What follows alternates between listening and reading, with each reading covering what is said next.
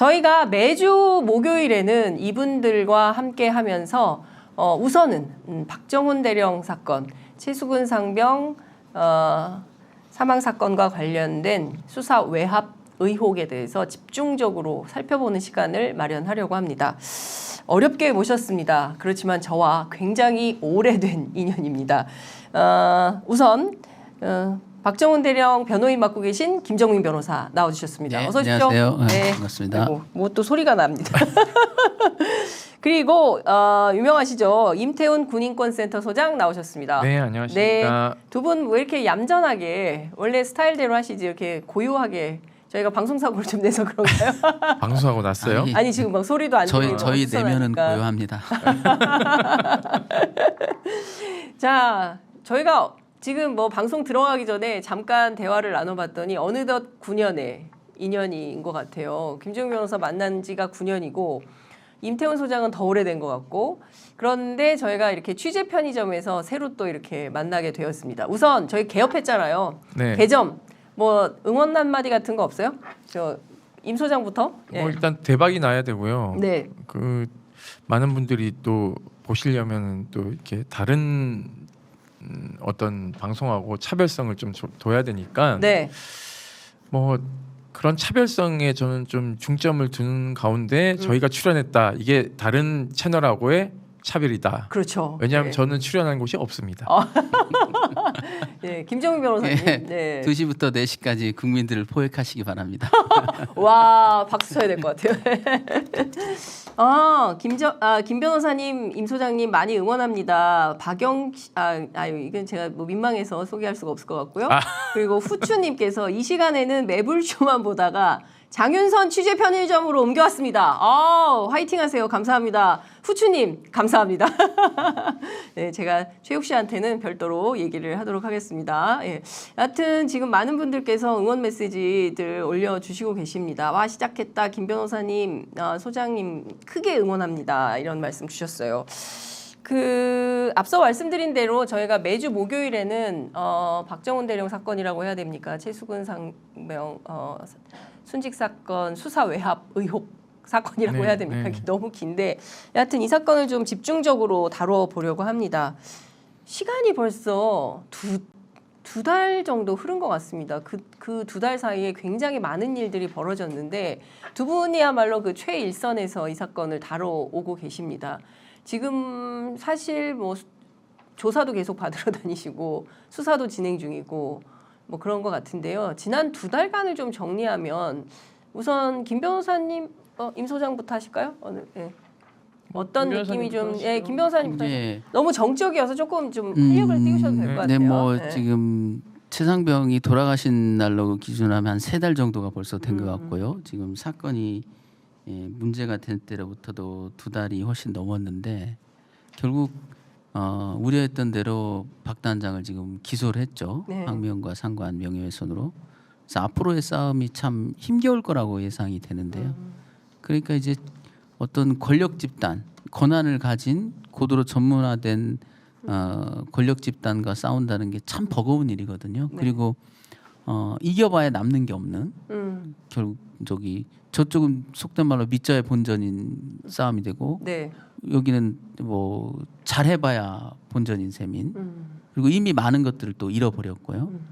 참 한 개인이 거대한 권력과 맞서 싸워서 이렇게 처참히 부서져야 되는 것들이 아직도 우리 시대에 벌어지고 있다라는 이 참 안타까운 일이죠. 우리가 민주화를 거쳐서 사회 곳곳이 굉장히 발전됐고 우리가 선진국 반열에 들었다 이렇게 스스로를 자화자찬하고 있는 이 시대에도 여전히 한 개인이 단지 옳은 일을 하겠다는 생각 때문에 이런 고초를 겪어야 된다라는 것이 참 슬프고 네. 참 그렇습니다. 저도 이제 오늘 이 자리에 참 항상 무거운 마음으로 나올 수밖에 없는데 왜냐하면 이제 피고인을 변호하는 굉장히 어려운 일이기 때문에 앞으로 재판 과정도 참 험난할 것이다. 그래서 이제 박 대령님께 제가 그런 얘기를 했습니다. 이제 재판이 진행되고 보면 굉장히 속상한 부분 많을 거고 사람들이 얼마나 이제 거짓말을 또 할 것이며 네. 그런 것들을 다 겪어야 되는 박 대령님은 또 얼마나 그 우울감이 빠지고 또 인생에 대해서 회의감이 느낄 거고 사람에 대한 배신감이 또 느껴질 거고요. 그래서 그것을 염두에 두고 재판에 임하자. 그리고 결국 뺏을 수 있는 사람은 뺏어갈 거다. 네. 모든 것들을. 그렇기 때문에 뺏기지 않으려고 저항한다는 것은 사실은 비참한 싸움이 된다. 우리가 이것을 통해서 무엇을 얻을 수 있느냐를 좀 더 적극적으로 네. 생각해 보자. 네. 그리고 사람에 대한 기대는 다 내려놔라.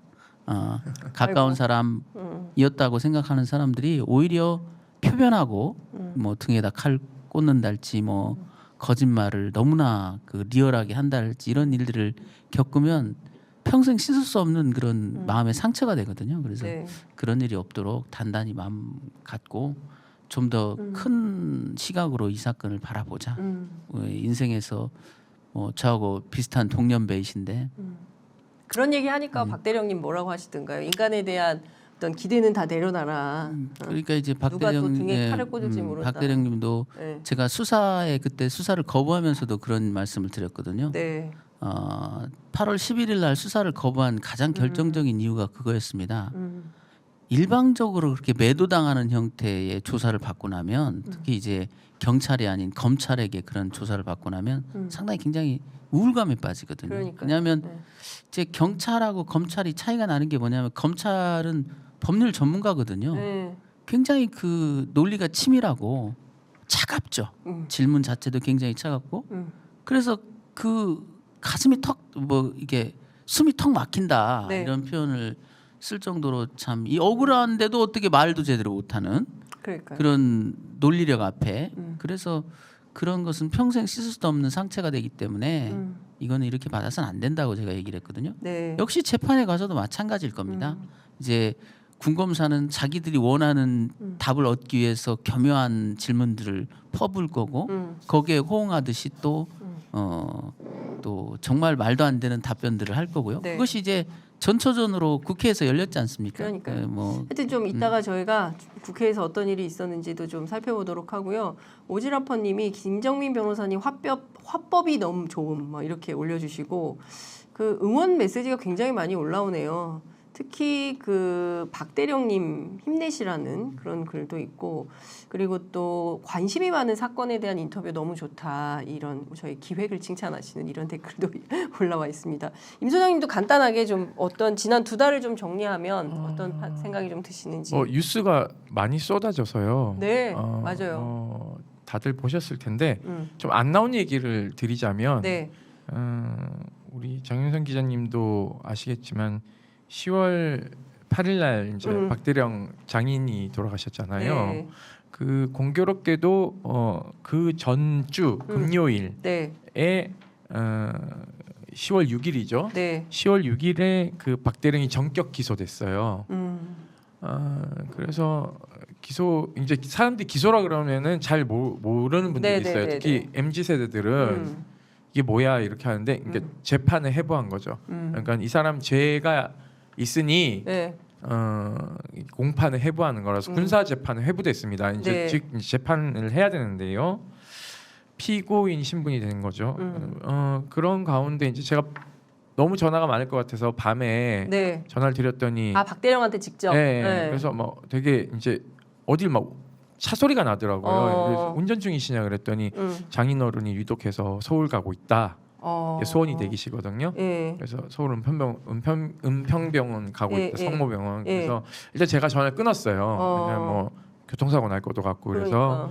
그 다음 날 1시간 이상을 좀 통화했는데 네. 많이 위독하셔서 이제 뭐 이렇게 금방이라도 돌아가실 거 다들 이제 대기하고 있다라고 하는 가운데 이제 이런 얘기를 했어요. 박 대령께서 이제 장인이 돌아가시면 해병대 사령부 차원에서는 네. 조문도 안 올 것이고 아무런 장례 지원도 안 해줄 것이다. 그러니까 이게 이제 현직 군인 아닙니까? 그래도 그동안 그 조직에서 평생 동료들과 선후배들과 살아온 세월이 있는데 암만 지금 기소가 됐다 하더라도 아니 그렇게 전우회를 강조하고 해병대 정신 강조하면서 네. 일반 직장도요. 그 경조사는 다 챙깁니다. 그럼요. 그리고 만약에 뭐 사장이 못 가면 사장이 지명하는 그 다음 부사장이라고 가거든요. 그렇죠. 예. 아니 퇴직해도 좀 챙겨줘요. 예. 이제 이 이야기를 해서 예. 이게 사실은 이제 아까 김정민 변호사님 얘기한 것처럼 등에 칼을 꽂고 배신하고 뭐 이런 거잖아요. 사실은 예. 그 상실감이거든요. 이게 그래서 저는 그런 상실감에서 좀 자유로워야 된다는 얘기를 하면서 네. 어떻게 보면 장인 어른께서 사위에게 마지막으로 이렇게 다 만날 수 있는 자리를 마련해 줄 수도 있다. 예를 들면 사령부 차원의 장례 지원은 없어지지만 예. 다른 많은 사람들이 그 빈자리를 채워줄 것이다. 그러니 너무 그렇게만 볼 문제는 아니다라고 네. 했는데 아니나 다를까 네. 제가 이제 부고 소식을 알렸잖아요. 예. 예. 많은 분들께서 조의를 그러니까 뭐 조문을 오시고 그리고 또 많은 또 정치인들께서 그 근조기도 보내주시고 여야 할 것 없이 여에선 한 명 보냈어요. 네. 누구라고 말씀 안 드리겠습니다. 그래서 그 빈자리를 많이 메꿔줬고 저는 그래도 참모 정도 한 명은 올 거라고 생각했어요. 해병대. 사령관에 예. 한 명도 안 왔습니다. 해병대 사령부에서. 네, 사령부에서 사령관을 대신해서 참모들 전혀 안 왔고요. 그리고 다른 병과에서도 한 명도 안 왔고 유일하게 오신 분들이 누구냐면 네. 사령관과의 통화 녹음을 공개한 중수대장 네. 그리고 이하 수사관들, 수사지도관 그리고 지금 현재 부대에 있는 수사관들 일부 이분들은 다 오셨어요. 나는 부하들 빼고는 이제 안 온 거죠. 예. 근데 참 아까 김 변호사님 굉장히 의미심장하게 하신 말씀이시네요. 그 사람에 대한 기대는 아예 내려놔라. 그러니까 이제 사실 이게 공익 제보자들이 겪는 아주 기본적인 예컨대 뭐 아주 그냥 로직 같은 일이에요. 그러니까 조직에서 어쨌든 조직의 문제를 고발했을 때 그 다음부터는 네가 문제야. 너 때문에 계속 이런 상황이 되는데 그걸 견뎌내는 게 진짜 어려워. 이따 우리 이준석 대표도 올 텐데. 아니 이제 괴롭히는 거죠. 네. 그러니까 지금도 괴롭히고 있거든요. 네. 사령부 해병대가 지금 영관급 인사를 다 단행했는데 유일하게 지금 수사단, 군사경찰만 안 하고 있어요. 그러니까 이제 다 날리고 싶은 거죠. 근데 해병대 구조가 인력이 좁기 때문에 네. 돌려막기가 안 돼요. 그러니까 이제 사령관의 고심이 빠진 지점이 이런 거고. 네. 그리고 지금 뭐 뒤에 말씀드리겠지만 미리 좀 말씀드리면 네. 기소 휴직 심사위원회가 아마 곧 열릴 것 같은데요. 아직 네. 일정은 통보되지는 않았습니다. 그래서 저희가 기소 휴직이 뭐냐면 사람들이 잘 몰라요. 그거 조금 이따가 그럴까요? 설명을 하도록 네. 하고요. 여튼 두 분이 살짝 만연체예요.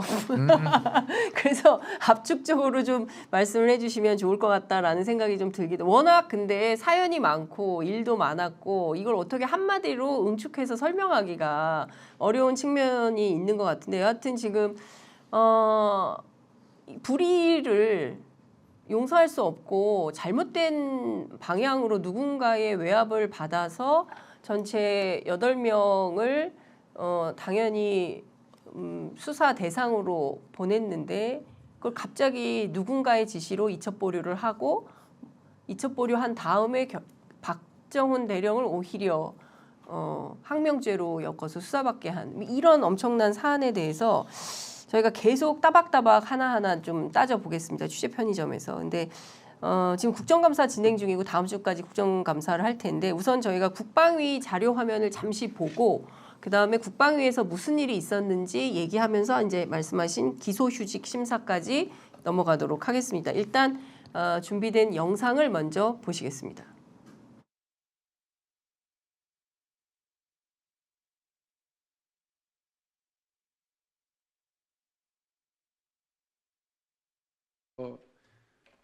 논란에 대한 진실이라고 하는 문서를 작성하셨습니까? 이 현안에 대해서 누구 지시에 의한 것만 말씀해 주시면 이 되겠습니다. 현안에 대해서 여러 가지 이견들과 아니, 알고요. 아까 입장들이 얘기했던 거 다 있었는데, 들었고요. 예, 다 들었고. 국방부에서는 현안에 대해서 그 주요 간부들이 모여서 그래서요. 현안 토의를 합니다. 지시는 거기에서 책임은 실장님이 지는 거예요. 그러면 이 문서에 대해서는 이 문서에 대해서 질 책임이 있다면 각각의 책임자들이 거기에 대한 책임을 아니 져야 된다고 본인이 부서의 책임자 아니세요? 맞습니다. 그러면 본인이 책임지시겠다는 거잖아요. 제가 책임져야 될 부분은 제가 그렇지. 지는 겁니다. 그렇죠? 예, 지시한 사람은 따로 밝힐 수가 없고. 예. 그런데 이 제가 지금 언급하고 있는 이 문건이요. 여기에 야당 어쩌고 하는 주어로 등장하는 게 야당을 언급하는 게 7번이나 등장을 합니다. 심지어는 야당의 주장은 앞뒤가 맞지 않는 주장이라고 하는 일방적인 정치적 주장까지 담고 있습니다. 아니 여기 보면 이종섭 장관은 결재를 단순 열람 확인하는 수준으로 인식하는 사람이고요.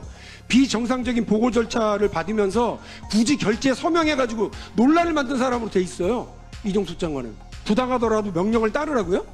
군 형법 제44조를 보면 상관의 정당한 명령에 반항하거나 복종하지 않는 사람을 처벌하라고 되어 있지, 어떻게 부당한 명령도 따르라고 이렇게 버젓이 써놓고 그걸 배포를 해요.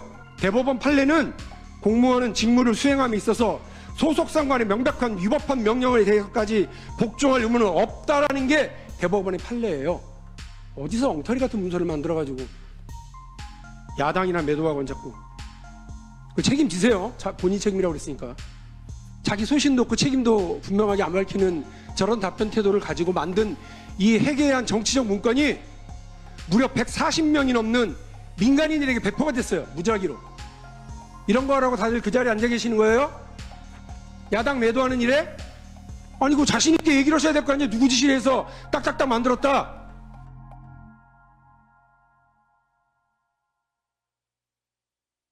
누구 지시에 의해서 논란에 대한 진실이라고 하는 장군이라고 할 수도 없고 장관의 태도가 답변 태도가 뭐 거의 그냥 저분은 워낙 붕짜자붕짜로 유명해지셔가지고 국민들이 더 말이 필요 없는데 어쨌든 뻔뻔하죠, 뻔뻔. 예, 지금 상황에서 보면 신 장관은 뭐 대답이 거의 없는데 박용진 의원이 거세게 항의하고 문제 제기하는 게 국방부 괴문서라는 그 이름 자체를 김정민 변호사가 붙였는데 이게 도대체 무슨 문건이고 이걸 왜 만든 겁니까? 12장짜리 문건인데 예. 자기들 말로는 이제 기존 입장을 정리했다는 겁니다. 근데 한 부서에서 만든 게 아니라 여러 부서가 연합해서 만들었다는 거거든요. 그럼 뭔가 지시자가 있어야 될 거고 네. 누가 하명을 했는지 작성자가 나와야 될 거고요. 결제 라인이 나와야 될 거고 네. 하나도 없어요. 심지어 이게 140명의 민간인들한테도 유포가 됐고 그 140명의 민간인 중에는 다수의 팔로워가 있는 유튜버들도 있다는 거거든요. 예. 그러니까 여론을 의식해서 만든 문건 같은데 문건에 작성 지시자도 없고 작성 주체도 없고 그러니 누구한테 그 책임을 물어야 될지도 모르겠고 그러니 괴문서라고밖에는 말할 길이 없는 거죠. 그리고 문건의 제목 자체도 네. 공공기관에서 만드는 문건이 아니잖아요. 무슨 진실 뭐 경과 경위 또는 뭐 이렇게 쓰는 것은 모르겠지만 네. 그래서 내용을 보면 일방적인 매도죠. 심지어 야당까지 매도하는. 네. 그러니까 야당 의원들 중에 그 국방위원들 중에 이제 군사법원법 개정에 참여해서 이 개정 과정을 잘 아는 분이 법 해석을 하는 거를 갖다가 뭐 일방적이다. 네. 뭐 이렇게 매도를 하고 있고요. 또 박 단장, 박 대령은 그냥 거짓말쟁이, 진술을 계속 번복하고 거짓말하는 사람으로 또 매도하고 있고요. 무슨 뭐 군검사한테 의견을 전혀 안 받았다는 등, 뭐 사단장은 그냥 지휘 개선에 있었기 때문에 뭐 처벌하려고 한다는 등, 뭐 이런 전혀 법적 근거도 없고 뭐 그런 문건을 만들어 가지고 유포하고 그렇게 해서 뭐 잘했다고 하는데 이제 박 의원께서 계속 지적하는 게 그래 잘했어. 그러니까 누가 했다는 거야라고 14번을 물었는데 답이 없어요. 그리고 본인들의 범죄 혐의 부인하는 문서죠. 그렇죠. 정확하게 얘기하면. 그리고 이제 그 자리에서 저도 보면서 제일 황당했던 게 뭐냐면 지금이라도 보고를 해라 장관한테. 네. 알고 있지 않느냐 누가 지시했는지. 네. 보고를 하지도 않고 받지도 않아요. 그 신원식 신임 장관이 보고를 받지도 않습니다. 그 다른 문건 다른 사안 같으면 네. 뭐 보고자가 작성 지시자가 누군지 알잖아요. 네. 그러면 와서 메모 놓잖아요. 장관이 지금 말씀 못하면 그렇죠. 메모 네. 넣어서 이거 그리고 막 보고하면 네, 되는 근데 거죠. 서로 모른 척을 해요. 왜냐하면 이게 과도기 때 만들어졌으니까 이종섭 장관과 네. 신원식 장관 교체 시기에 만들어진 거니까 지금 신원식 장관 같은 경우에는 이제 입을 다물어야죠. 왜냐하면 전임자가 한 것처럼 해야 되는 거니까. 네. 그러니까 이 문건의 실체자가 과연 그러면 퇴임을 목전에 둔 이종섭 장관이냐, 네. 아니면 당시 인사청문회를 준비하고 있던 새로운 권력인 신원식 후보자에 의해서 만들어졌느냐, 네. 이것도 사실 가려야 될 실체적 진실 중에 하나거든요. 중요한 포인트예요. 예, 그리고 예. 또 하나는 보통 관공서나 국방부 문건을 만들 때는 되게 압축적이고 요약적으로 만듭니다. 왜냐하면 이제 그 상관이 네. 봤을 때 글자가 많으면 안 돼요. 그러니까는 한 문장에 세 줄 요약. 뭐 세 줄 요약 내지 네. 크게 포인트 해가지고 네. 요점만 탁탁탁 하는데요. 이건 되게 서술을 막 했는 게 보면은 김정인 변호사님도 말씀하셨지만 구속영장 청구서나 이런 거하고 비교해 보면은 맞물리는 지점들이 좀 있어요. 그러니까 결국은 자기네들의 범죄 알리바이를 네. 성립시키기 위해서 박대령을 또 한 번 거짓말장이나 모함을 하는 거죠. 그렇기 때문에 이 문건은 단지 실제 진실을 가리려는 것도 있지만 네. 본인들이 예를 들면은 경북경찰청에서 문서 탈취해 온 것들 네. 그리고 수사 외압한 것들 네. 이런 것들이 코너에 몰리니까 그걸 다 범죄를 다 아니다라고 포장하기 위한 그 윗선으로 가는 것을 차단하기 위한 여론 무마용이다. 그리고 또 하나는 이건 뭐 법리 검토를 해서 좀 접근해야 될 지점도 있지만 네. 정치적 중립 의무 위반 여부도 상당히 봐야 된다. 아니 근데 아까 어떤 분께서 그 댓글로 도대체 사령부가 해병대 사령부가 뭐 때문에 유튜버들한테 이런 문건을 만들어서 돌리냐. 정책실. 국방부 정책실. 국방부 정책실에서 아까 이제 댓글은 이제 그렇게 들어왔는데 사령부가 아니라 국방부 정책실에서 모든 부서가 연합해서 문건을 만들고 16쪽이요? 그 문건을 만들어서 12페이지. 12페이지, 12쪽짜리 문건을 만들어 가지고 배포를 했는데 이거는 여론을 바꾸기 위한 그리고 보수 유튜버들을 통해서 여론을 확산하기 위한 이런 수단의 일환으로 진실을 감추려고 했던 거 아니냐. 그러니까 작전 계획이죠. 작전 계획. 작전 계획. 왜냐하면 예. 전체적인 지침을 하다라는 겁니다. 작전 계획 뭐냐? 예. 군검찰은 기소를 해. 그 다음에 그 정책부서에서는 여론을 위해서 환기시키기 위해서 이런 준비들을 해. 네. 이런 거거든요. 작전 계획이죠. 특히 이 문건이 만들어진 시기가 저는 이제 공소 제기와 비슷한 시기에 만들어졌다고 처음에는 알았어요. 네. 근데 한 2주 전에 이미 만들어졌던 이미 거거든요. 그래서 2주 이제 전이면 9월 달. 예, 9월 17일 날 배포를 했다라고 예. 국회에서 인정을 했습니다. 국방부가. 그런 그 시기는 뭐냐면 다시 이렇게 되뇌어 보니까 네. 저희가 마지막 피신을 4회 피신이 9월 20일 날 있었습니다. 갑자기 9월 5일 날 3회 피신으로 한동안 조사를 안 했거든요. 군검찰이. 네. 그리고 3회 피신은 매우 우호적으로 받았습니다. 그래서 박 단장의 주장에 대해서 자세히 받아 적는 형태, 거의 뭐 저 받아 적는 형태의 조사였거든요. 그래서 뭐 이 무리가 있으니까 기소하는 데는 뭐 기소는 쉽지 않을 거다라고 전망했는데 갑자기 마지막 조사를 하자고 군검찰에서 나섰고 네. 그 사회 조사 때는 그동안 또 3회 조사는 또 태도가 바뀌었어요. 굉장히 집요하게 사소한 걸 물고 늘어지고 뭐 진술을 번복하냐라고 자꾸 추궁을 하질 않나?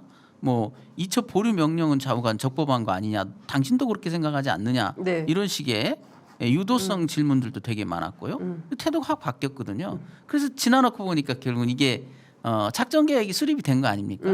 전 장관은 한마디로 이제 이러지도 저러지도 못하는 난맥 상황에 빠져버린 것 같고요. 네. 이종섭 장관은. 그러니까 이제 새로운 권력이 정신을 다시 가다듬고 작전 계획을 하달한 것 같아요. 그래서 그러면 김 변호사님은 신원식 장관 후보자 팀? 아니라면은 너무 웃기는 거죠. 왜냐하면 당시 여러 가지 분위기를 보면 장관은 이미 임명될 거다라고 누구나 다 예측하지 않았습니까? 네. 근데 곧 장관이 바뀔 상황에서 전 장관의 지시로 이런 여러 부서가 연합한 형태의 대책 문건을 만든다? 네. 그게 이해할 수 있나요?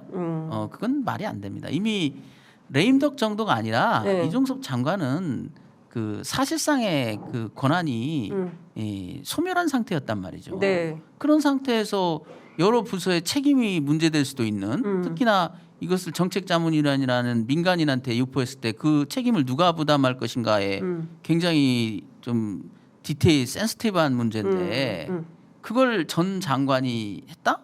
그러면 그렇게 얘기를 하던가요. 지금 와서 박용진 의원이 14번이나 묻는 왜 지시자가 안 나오나요? 이런 문건은 만들어질 때 네. 기본적으로 기한 공문이 있어야 됩니다. 지시 공문도 있어야 되고요. 네. 뭐 어떤 이유로 어떤 문건을 만들어서 보고하라. 그럼 만든 사람이 또 하명을 받아서 그렇죠. 보고를 하고 결재사는 다 있어야 맞는 거죠. 그렇습니다. 그게 지금 다 생략됐다라는 얘기입니다. 그 이첩 보류 명령인지 이첩 방해 명령인지 모르겠지만 그 건도 마찬가지잖아요. 네. 명령이 문건이 없어요. 그러니 도대체 구두 명령이라는 거 아니에요? 무엇을 지시했는지 알 수가 없는 것처럼 이번도 왜 문건을 만들라고 했는지 누가 만들으라고 했는지 지시한 사람은 누구고 하명한 사람 그 수명을 받은 사람은 누군지도 나오지가 않아요. 그러니 이 문건에 대해서 여기 이걸 왜 이렇게 적었느냐라고 물어볼 사람이 없지 않습니까? 그러니까 이런 것 같아요. 이제 초반에 박정훈 대령에 대한 국민적 관심이 굉장히 커지고 이 사건 어떻게 되는가. 핵심은 VIP 경로설 아니겠습니까? 네. 그러니까 누가 장관이 결재까지 끝난 사안을 누가 이첩 보류를 지시했냐. 그 핵심이 VIP하고 연관돼 있는 거 아니냐. 그 관련된 내용들도 많이 나와 있습니다. 그런데 이제 이게 당장 특검으로 가게 생겼으니까 어떻게든 새로 오게 된 그 신임 장관 팀에서 뭔가 이것을 여론을 좀 바꾸려고 그런 작업 차원에서 문건을 일단 배포를 하고 민간인들한테까지 이게 배포가 됐다는 건 진짜 충격적인데. 그러니까 이 문건이 제가 볼 때는 지금 신임 장관에게 가장 급선무가 이 문제 해결하는 거잖아요. 그렇죠. 이 문제 해결하는 겁니다. 먼저 이 문제부터 잘 그럼 풀어야 되지 신원식 않겠습니까? 장관의 미션 1 그렇죠. 박정훈 대령 사건을 해결해라. 그거에 대한 마스터 플랜을 네. 다시 가다듬은 거 아니냐. 그렇지 않다면 신원식 장관은 이 문제에 대해서 명확하게 입장을 밝혀야 돼요. 작성 지시자 밝히고 작성에 참여한 사람도 문책해야 됩니다. 왜냐하면 직권남용의 소지뿐만 아니라 명백히 정치적 중립성은 위반했어요. 그리고 문구들을 보면 허구성 뭐 이런 그 객관적인 공조직에서 표현을 사용할 수는 없는 표현들을 마구 사용해가면서 맹비난하고 있거든요. 이거는 그 거기에 화답하듯이 장관도 국회에서 계속 매도합니다. 뭐 거짓말쟁이로 이것도 재판에 대한 가이드라인인지 도대체 좀 서글픈 생각이 드는 게 네, 그들도 우리들의 세금이 들어가는 공무원들 아닙니까? 그렇습니다. 왜 중립을 지키지 않고 일부 정치적 세력에 이렇게 똑같이 판박이처럼 움직이는지 하는 짓이 극우 유튜버나 똑같아요. 그렇지 않습니까? 네. 뭐 어디 매도나 하고 앉았고 무슨 뭐 거짓말쟁이라고 하고 그건 공무원들이 할 소리가 아니에요. 이 문건은 공무원들이 작성해서는 안 되는 문건입니다. 그러니까 이거를 가지고 이 자체를 가지고 고발을 하거나 이러진 않나요? 군인권센터나 박정훈 대령. 이게요 사실은 특검 수사를 하면 다 들통날 거라서 이것 또한 계문서도 네. 특검 수사 대상이에요. 광의에 네, 다 네. 포괄하고 있기 때문에 네. 그러니까 저희가 또 고발을 하는 것 자체가 네. 의미가 있는지를 잘 모르겠다는 것도 있고 이 문건이 어디 도망가는 건 아니니까 네. 그러니까는 일단 포렌식하고 수사하고 밀고 들어가면 네. 다 누가 어떤 방식으로 문건을 작성하게 했는지가 다 들통날 거기 때문에 네. 사실상 뭐 저희가 이제 어디 증거가 도망갈 것 같거나 이러면은 저희가 좀 하는데 이게 사실은 엄밀하게 얘기하면 민주당이 거기 야당 의원들이 언급되지 않습니까? 네. 민주당이 고발해야죠. 그러네요. 네. 이건 민주당이 네. 적극적으로 국감이 끝나면 고발을 해야 되고 네. 이것 또한 국조의 대상이거든요. 예. 그러니까 국감 때 다 마지 못했다 그러면 지금 국정조사가 저희가 5만 명 서명 받아가지고 예. 청원을 했기 때문에 예. 사실상 이 국감이 끝나면 조속히 저는 국정조사로 민주당이 태세 전환을 해야 된다. 그래서 이 계문서의 실체부터 시작해서 모든 걸 좀 밝혀야 된다고 생각하고 있습니다. 왜냐하면 박대령이요 합법적으로 공개적인 석상에서 발언한 적은 네. 첫 출석 때 저희가 수사 거부했을 때 입장 표명한 것 그리고 KBS에 당일날 25분 정도 출연한 것 그렇죠. 이외에는 거의 없습니다. 그러니까 왜냐하면 영장 실질 심사하러 가는 날도 그냥 짧게 최상병 죽음에 억울함이 없었으면 한다 이 얘기를 했고 왜냐하면 군인이 말을 길게 하거나 그게 또 입장 표명이 되면 지난번처럼 또 징계위원회 해부될 수 있기 때문에 본인이 이제 말을 극도로 아낄 수밖에 없는 상황인데 합법적으로 얘기할 수 있는 공간은 국정조사에 출석해서 그 나머지 거짓말하는 인간들 네. 임성근 사단장 해병대 사령관 이종섭 전 국방부 장관 지금 장관 지금 장관도 의원일 때 아주 그냥 매도한 얘기 많이 하셨잖아요. 네. 그리고 도망간 지금 국방차관 교체한 거 아시죠? 그 누굽니까? 그 저 출마 준비하고 계시는 예, 예, 그분. 예, 예. 그리고 법무관리관, 국방검찰단장 그리고 이첩한 수사 기록을 무단으로 내준 경북 경찰청장 그리고 경북 경찰청장에게 전화했을 대통령실 고위 경찰 관계자 이 사람들이 다 끌려 나와야 되는데 문제는 국감 때 박정훈 대령에 대한 증인 신청했더니 여당이 반대했거든요. 근데 국조는 민주당이 단독으로 밀어붙일 수가 있어요. 그러니까 국조를 통해서 박대령의 진실된 말이 한 번 더 국민에게 소상하게 보고될 수 있게끔 네. 하고 거짓말하는 사람들을 다 누구인지 알 수 있게끔 관련자 모조리 다 출석시켜가지고 그러니까요. 국조를 국조를 힘있게 밀어붙여야 된다. 저는 이건 국정농단이기 때문에 민주당이 사활을 걸고 네. 저는 이것을 해내지 않는다면 다음 총선에서 이길 생각은 하지 말아야 된다고 생각하고 있습니다. 네. 저는 이 제시카님이 신범철 차관이라고 알려주셨어요. 제가 하도 등장하는 인물이 많아서 많아가지고 이제 헷갈렸는데 심범철 차관님 핸드폰 번호도 알지만 알지만 그냥 머릿속에 너무 많은 사람이 떠오르기 그 사이에 때문에 임태훈 소장도 늙어가지고 이제 빨리빨리 이게 생각이 안 나요. 어떡하죠? 이 계문서가 예. 제가 계문서로 명명했는데요. 네. 경북 경찰청에서 기록을 뺏어온 행위만큼이나 이거는 정말 큰 실수를 한 겁니다. 왜냐하면 이 계문서는 그 작성 절차, 지시자, 배포자 이런 것들이 다 드러나면 네. 전말이 다 드러나거든요. 사건의 전말. 네. 네. 결국 얼마나 이 이게 계문서- 부끄러운 겁니까? 이 이게. 계문서를 만들도록 지시한 자가 예. 이 배우에 굉장히 가까이 있는 사람일 거예요. 이 사건 배우에. 네, 왜냐하면 그런 작전 계획을 짜서 밀어붙여야 되는 사람은 많지 않거든요. 그 필요성 있는 사람들이. 네.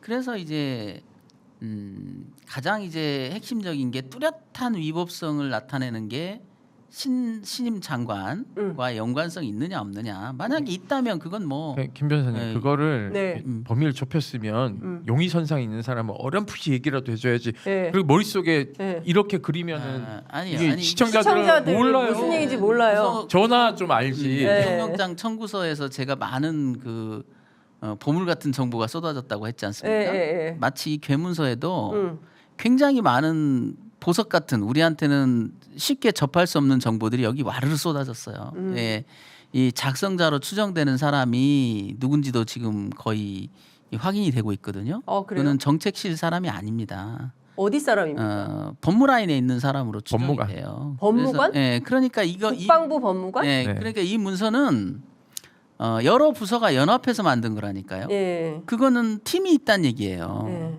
저는 태스크포스가 있을 거다.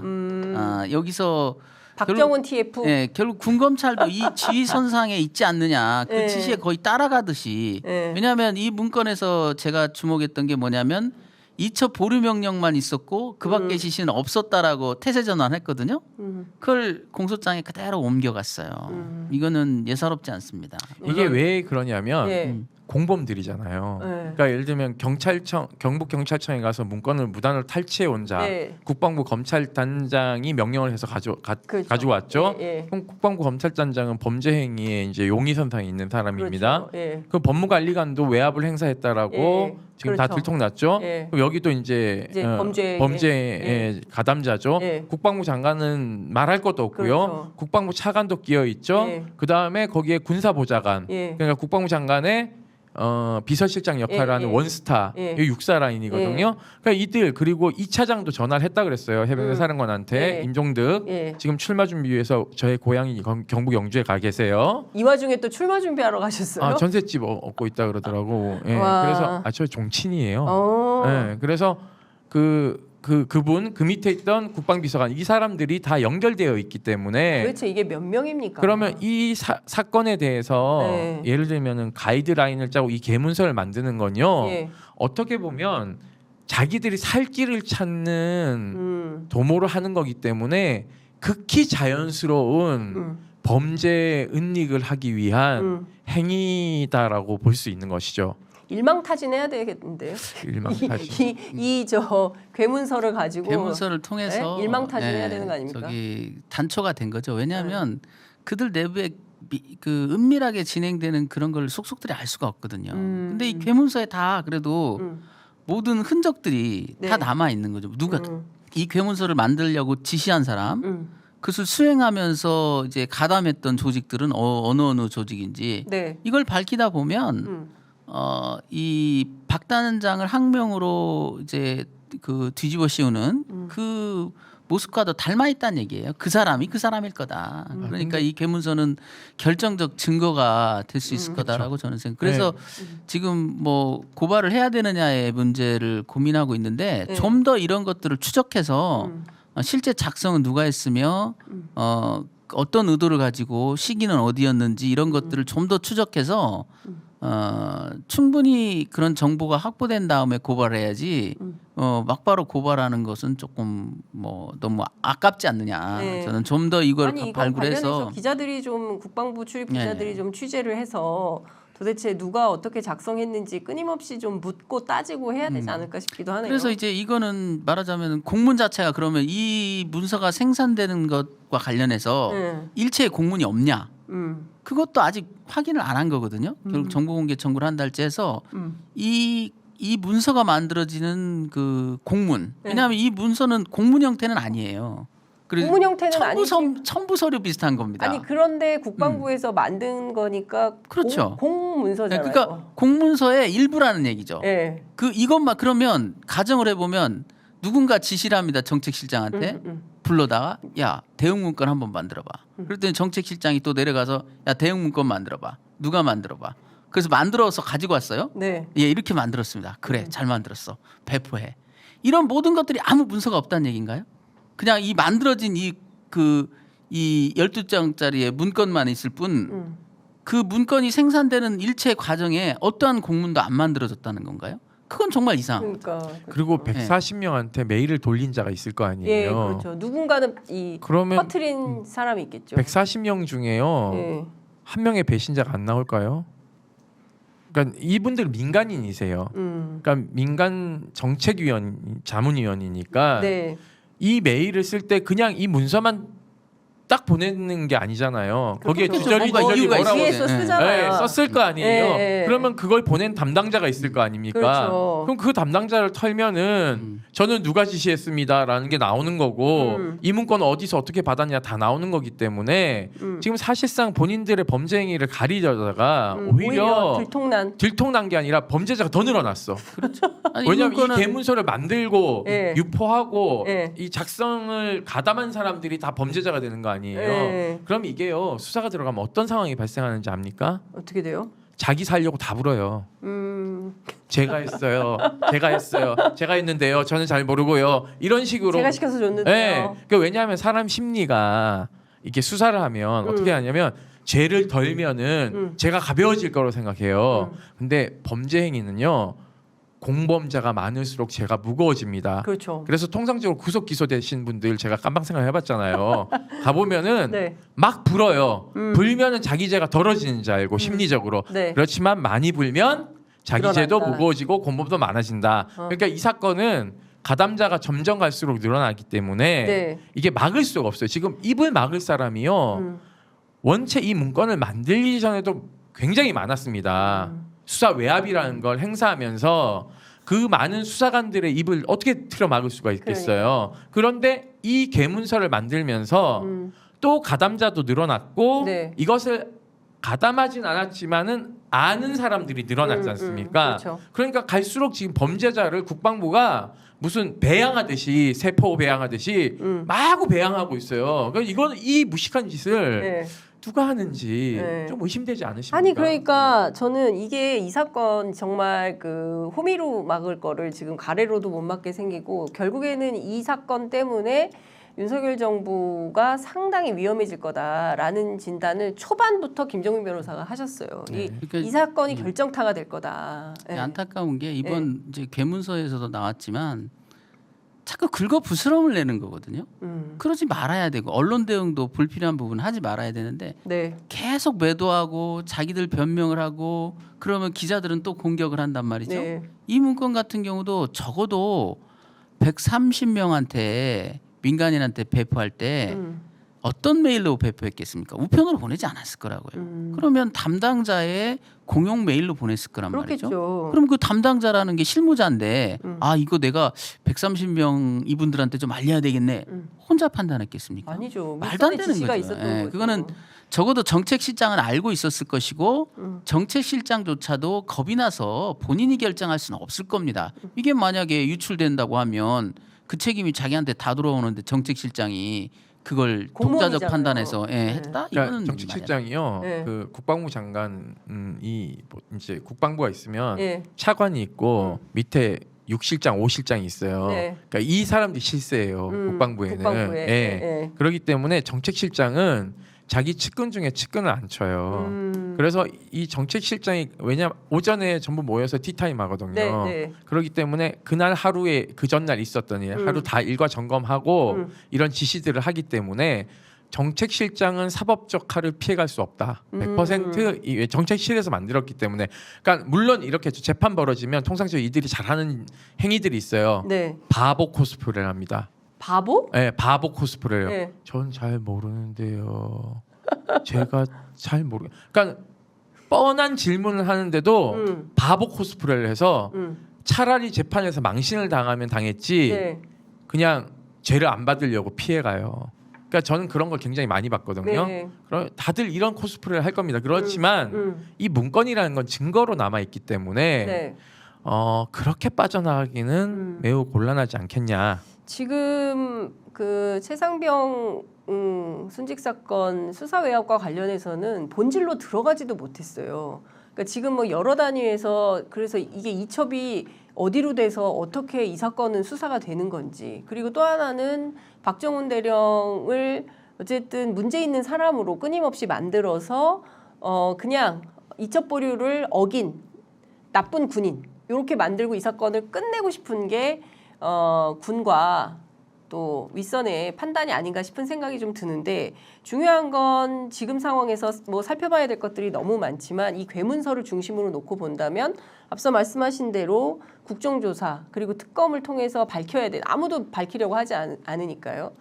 그 말씀해 주신 대로 민주당이 적극적으로 나서서 해야 될 텐데 지금 좀 상황은 어떤가요? 뭐. 일단 그 최수근 상명 사망 사건에서 같이 물에 빠진 동료 해병들이 있잖아요. 네네.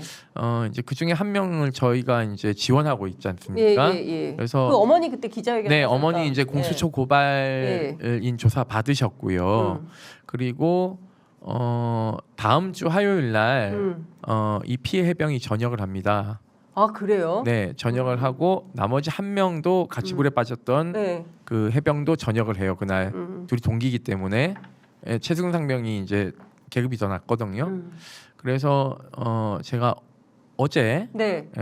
마지막 그 말년 휴가를 나온 만났어요? 그 저희가 지원하고 있는 예, 해병을 해병. 만났습니다. 야 여기서부터 단독이다. 그제 만났죠. 예, 그래서 예. 그제 만나서 점심을 이제 서울역에 같이 먹고 예. 이제 그간 어떻게 지냈는지 확인을 이제 한 상태고요. 같이 물에 빠진 다른 그 동료 해병도 지금 되게 힘들어한다고 그러더라고요. 그래서 그때 최수근 상병하고 몇 명이 그렇게 총 하필- 8명 정도가 네. 물에 빠졌고 네. 최상병하고 직접적으로 물에 빠진 사람은 2사람. 이고 그 중에 한 명을 저희가 지원하고 네, 있거든요. 그래서 지금 피해자 법률 대리인이 강성민 변호사시고 네, 네. 같이 출석을 했는데 예. 아마 그 전역을 하고 나면 그 참고인 조사 형태로 네. 공수처 이제 조사를 받게 될 것 같고요. 지금 이제 그 PTSD이기 네. 때문에 네. 사실 예우가 네. 어떻게 될지 잘 모르는 상황이에요. 그러니까 그 예우는 약물 치료도 잘 받아야 되는 것도 있지만 이 사건의 실체적 진실이 파헤쳐지고 관련자들에 대한 처벌이 이루어져야지만이 이 생존 해병들은 남은 삶을 살아갈 수 있거든요. 왜냐하면 그날 네. 당일 사고 나고 나서 생존 해병들이 네. 유가족에게 그날 있었던 일을 터놓고 얘기하고 서로 이렇게 질의응답할 수 있는 시간이 없었어요. 어떻게 했냐면 유족들이 쫙 있는 가운데 네. 이 생존 해병들을 밀어넣고 간부들도 밀어넣고 간부들 뒤에 서 있었거든요. 네. 사당 관계자들이. 네.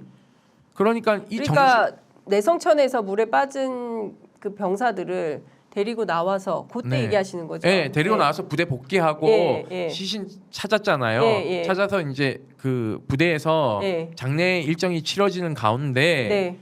대면하게 해줬는데 네.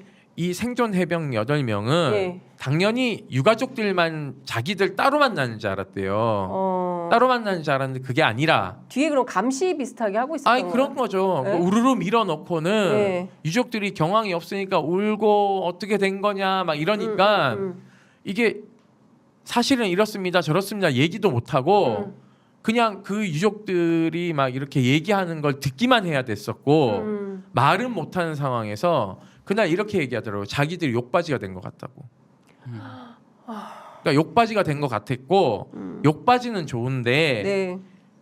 어머니 아버지하고 실체적 진실에 대해서 터놓고 얘기할 수 있었어야 되는데 네. 그 기회를 완전히 박탈당한 거예요. 예. 그러니까는 그 분노가 지금 생존 해병들에게 예. 엄청 하늘을 찌르고 있는 상황인 거죠. 예. 그러니까 그 적개심이라고 표현을 해야 되겠죠. 그러니까 그런 과정이 네. 수근이를 안전하게 떠나보낼 수 있는 과정조차도 임성근 사단장에 의해서 원천 봉쇄됐다. 네. 그리고 지금 이 시간까지 임성근은 생존 해병들 만나지 않았대요. 지금까지도요? 네. 제가 그제 확인을 했습니다. 아니 근데 인간적으로 그러면 안 되는 거 아닙니까? 그리고요. 지휘관인데. 그리고요. 예. 더 웃긴 건 뭔지 아세요? 그날 당일날 가서 그 해병 병사들을 위로하고 안 나타났습니다. 혹시라도 전혀 문제- 전혀 아, 상상을 초월하는 사람이에요. 그리고 또 하나는 뭐가 있냐면 네. 이 해병 생존 해병이 병원에 입원했잖아요. PTSD로. 그럼 발병 경위서를 써줘야 돼요. 그게 공상 처리하기 위해서. 네.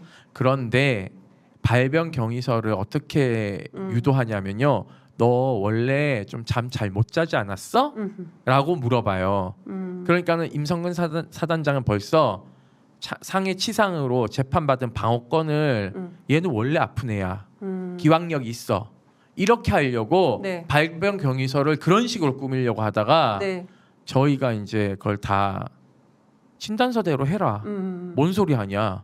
라고 해가지고는 그러니까 본인도 그렇게 진술해가지고는 그렇게는 안 만들었는데 네. 호시탐탐 자기 살 길만 지금 네. 찾고 있는 사람이에요. 아, 참 답답합니다. 저희가 지금 근 1시간여 얘기를 하고 있는데 어쨌든 괴문서의 실체적 진실을 밝히는 것도 중요하고 또 또 이런 것들을 밝히기 위해서는 특검 그리고 특검에 앞서서 국정조사 또 국정조사에 앞서서 국회 증인이라도 좀 신청이 돼서 나왔으면 좋겠는데 이것도 뭐 여야 간 합의가 안 됐기 때문에 출석도 못하고 뭐 이런 상황이 되는 것 같고 그러니까 국조를 하면 네. 이 이제 전역을 곧 하니까 네. 이런 생존 생존자들이 해병들이 나와서 증언할 수 생생한 증언을 할 수 있는 거예요. 왜냐하면 박 단장님도 네. 수사를 해서 진술을 전해 들은 거잖아요. 그렇죠. 그러니까 근데 생존 해병이 그러니까 이제 본인이 이제 현역 신분이니까 네. 어머니가 이제 대신 아들 대신해서 기자회견을 했지만 이제는 전역하게 되면요 국정조사 본인이 나올 수가 있어요. 그러면은 그 당시 물에 빠졌을 상황에 대해서 생생하게 증언하면 이 뒷감당을 어떻게 하시려고 지금 이러고 있는지들을 모르겠어요, 저는. 지금 실제로 그냥 뭐 법률용어로 하면 증거는 지금 차고 넘치는 상황인 거고 다 해명이 좀 되고 있고 국회에서도 일부 해명이 되었잖아요. 그럼에도 불구하고 괴문서나 만들면서 끊임없이 이것을 이렇게 가리려고 해봐야 손바닥으로 하늘 가리기 수준 아니겠습니까? 근데 그런데 이 상황에서 참 답답한 것은 정부도 그렇고 국방부도 그렇고 뭐 이 사건의 실체적 진실이나 해결을 위해서 아무 노력이 없다. 그러면 앞으로 변호인인 김정민 변호사 그리고 군인권센터 소장인 임태훈 소장은 이 문제를 어떻게 싸워 가실지 그 말씀을 좀 듣고 오늘은 여기서 마무리를 해야 될 것 같아요. 우선 김정민 변호사님부터 하실까요? 예, 이제 뭐 두 가지 큰 가닥이 있는데요. 네. 박대령에 대한 어떤 재판에서 무죄를 받아내는 그거 하고 외압의 실체를 밝히는 문제. 크게 보면 세 가닥이네요. 좀 네. 이제 최상병의 사망 원인에 대한 적절한 어떤 형사처벌 이 부분이 세 가지가 있는데 참 뭐 재판 준비하는 것도 사실 벅찬 문제고요. 네. 근데 이제 또 하나 우리가 신경을 못 쓰고 있지만 최상병 사망 사건에 대해서 누구를 과실치사로 할 거냐 이 부분인데 참 지금 돌아가는 모습을 보면 경북청에서는 역시나 뭐 일사단장을 입건해서 처벌할 생각은 없는 거 아닌가. 벌써 뭐 그런 의지가 있었다면은 아까 말씀드린 그 생존 병사들에 대한 진술도 이미 경북청에서 자세히 받았어야 맞는 거거든요. 네. 그리고 사단장에 대한 어떤 혐의점에 대해서도 압수수색도 하고 이랬어야 되는데 그런 지금 모습이 안 보입니다. 그런 상황에서 저희가 과연 거기까지 여력이 미칠 것이냐, 뭐 그런 부분이 좀 있는데요. 네. 그래도 적절한 때에 뭐 추가 서류를 내는 형태로든 어떤 형태로든 그 부분에 대한 명확한 입장도 표명해야 된다. 또 그걸 위해서는 제일 급선무가 뭐냐면 지금 해병대 수사단에서 원래 이첩하려는 서류에는 사단장, 여단장에 대한 범죄 사실이 자세히 기재돼 있습니다. 네. 근데 이제 경북도경으로 넘긴 조사본부의 그 서류에 과연 그것이 충분히 반영돼 있느냐, 왜곡돼 있느냐. 그 국방부에서는 서류는 넘겼다고 하지만 서류가 중요한 게 아니라 거기에 대한 평가, 네. 무엇을 과실로 받는지에 대한 그런 부분들이 중요한 건데 그 부분은 분명히 각색돼서 갔을 가능성이 높다. 그래서 먼저 그거부터 확보해야 되는데 그 부분이 이번 수사에서 재판에서 과연 자료로 나올 수 있는지 그 자료가 나온다면 우리가 여력이 닿는 범위 내에서 그 과실치사 부분에 대한 의견도 별도로 좀 이번 항명 사건의 증거에 나온다면은 네. 좀 반영해서 좀 보강할 생각입니다. 네. 전 두 가지 말씀드리고 네. 싶은데요. 첫 번째는 아까 생존 해병 피해자 법률 지원과 의료비 지원을 저희가 모금을 하고 있어요. 예. 모금을 꽤 많이 동참해 주셔서 저희가 서울시에 모금 등록도 했는데 뭐 근 1,000만 원 가까이 됐어요. 그 1,000만 원 넘으면 원래 모금 등록 신청을 허가를 받아야 되거든요. 네, 기부금품, NGO가? 예. 기부금품 모집법에 따라서 네. 저희 다 합법적으로 합니다. 그래서 근데 조금 더 모아야 돼요. 왜냐하면 다른 생존 해병들도 이제 또 지원을 해야 되고 하기 때문에 네. 그리고 또 하나는 아까 기소휴직심의 얘기했지 않습니까? 네. 이게 뭐냐면 공무원은 재판을 회부되면 불구속이든 구속이든 네. 휴직을 강제로 강제로 시키는 게 있어요. 그러니까 이게 뭐냐면은 쉬게 하는 거예요, 강제로. 그러니까 공무원 신분이긴 한데 네. 출근하지 마. 그러니까 보직도 안 줘. 그리고 월급이 반토막 납니다. 그러니까 본봉에 반토막이 나요. 그러니까 수당 이런 거 다 제외하고. 그러니까는 박대령을 말려 죽이는 겁니다. 이건 기소휴직이 만약에 결정이 되면요, 네. 박대령의 본봉이 반토막이 나고 출근도 못하게 돼요. 이게 고사작전이거든요. 그러면 재판이 지금 불구속 재판인데 네. 재판 일정이 2달 뒤에 잡힐지 3달 뒤에 잡힐지 몰라요. 질질 끌 겁니다.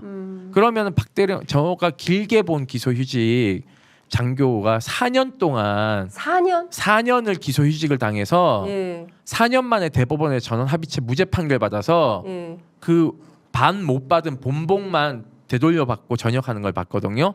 취업도 못 해요. 왜냐하면 공무원 신분이니까 네. 다른 수익이 있으면은 또 처벌받기 때문에 네. 이 말려 죽이기를 지금 군이 고사작전을 진행하고 있다. 그래서 저희가 네. 기소휴직 심의위원회가 이제 언제 개최될지 모르기 때문에 네. 저희가 일요일부터 이 기소휴직에 반대하는 탄원 서명을 받고 있어요. 네. 그래서 일요일 저희가 오후부터 시작했는데 2만 명이 동참했거든요. 벌써요. 예, 그래서 근데 언제 기소휴직 심의위원회 열고 딱 결정할지 모르기 때문에 저희가 예의주시하고 있다가 네. 딱 이걸 내야 되는. 딱 내야 되는 거라서 네. 저희 할 일이 많아요. 그러니까요. 근데 문제는 박대령이 이렇게 되면 경제적 타격을 엄청 심하게 받습니다. 왜냐하면 변호사 선임 비용도 들어가야 되죠. 월급도 반토막 나죠. 그리고 자칫 잘못 유죄가 나지 않습니까? 그러면 네. 본인이 받을 연금 절반이 날아가요. 그리고 군인인 적이 제적되는 수가 있어요. 그러니까 중요한 거는 그러니까 패가망신 시키는 거예요. 이거 한 집안을. 예. 그래서 국민 여러분들이 이걸 네. 그냥 박대령을 응원합니다라고 하는 건 정말 감사한 마음인데요. 정말 적극적으로 도와주셔야 되고요. 재판 벌어지면요. 거기 그 대통령실하고 붙어 있잖아요. 제가 가서 흔들었잖아요. 예, 예, 보셨죠? 용산, 예. 거기서 해요. 군사법원 앞에. 예. 예. 그러니까 거기 어떻게 해야 되냐면 법정이 대법정이긴 한데 예. 한 50명 들어갈 수 있나? 그런데 예. 거기서 줄 서 가지고요. 방청하면서 시위를 하셔야 돼요. 방청 신청하면서. 네, 그렇죠. 예. 다 못 들어가더라도 거기 막 용산 우체국까지 합법적으로 줄을 쫙 서 있는 거예요. 저는 그런 정말 드라마를 한번. 선진 시민의 모습. 우리는 정말 대통령실에서 국정을 이렇게 책상 치면서 큰 소리 치는 사람하고 우린 다르다. 네. 라는 걸 좀 적극적으로 보여주셔야 된다. 알겠습니다. 아, 오늘 뭐 마지막에 임태훈의 격정토로 끝났는데 제가 궁금한 게 있어서요. 김 변호사님, 그래서 박정훈 대령 요새 어떻게 지내고 계십니까? 지금 뭐 고사작전 거의 말려주기로 들어갔다 군에서 이제 이렇게 나오는데 태도는 좀 어떠십니까? 뭐 저기 냉정하고 오히려 담담하게 받아들이고 있고요. 저도 이제 피할 수 없으면 즐기자라는 말을, 물론 변호인이기 때문에 할 수 있는 얘기죠. 본인 얼마나 힘들겠습니까? 그래도 그렇죠. 변호인하고 또 본인 네, 다릅니다. 변호인 입장에서 너무 그 미시적인 관점에서 힘들어하는 것은 도움이 안 된다. 네. 재판이라는 것은 많은 재판을 저희가 해봤지만 재판을 통해서 얻는 것은 거의 없습니다. 그 과정이 피곤하고 힘들고 상실감이 말로 표현할 수 없고, 그래서 좀 더 큰 시각으로 무엇을 우리가 앞으로 할 수 있는지를 고민을 해봐라. 네. 이제 재판에 대해서는 변호인한테 맡기고 본인은 이 문제를 통해서 나에게 주어진 소명은 무엇인가, 무엇을 위해서 국가와 국민에게 기여할 수 있는지를 좀 냉정하게 이제 살펴봐야 될 때가 아니냐. 네. 저는 그렇게 권했습니다. 그 서명 사이트 걸어주세요 하신 분도 계시고요. 그 다음에 두 분 정말 수고가 많으십니다. 이런 의견도 주시고 계십니다. 자, 일단 군인권센터 홈페이지 네, 들어가면 군인권센터 홈페이지 들어가면 다 있습니다. 네, 다 있다고 합니다.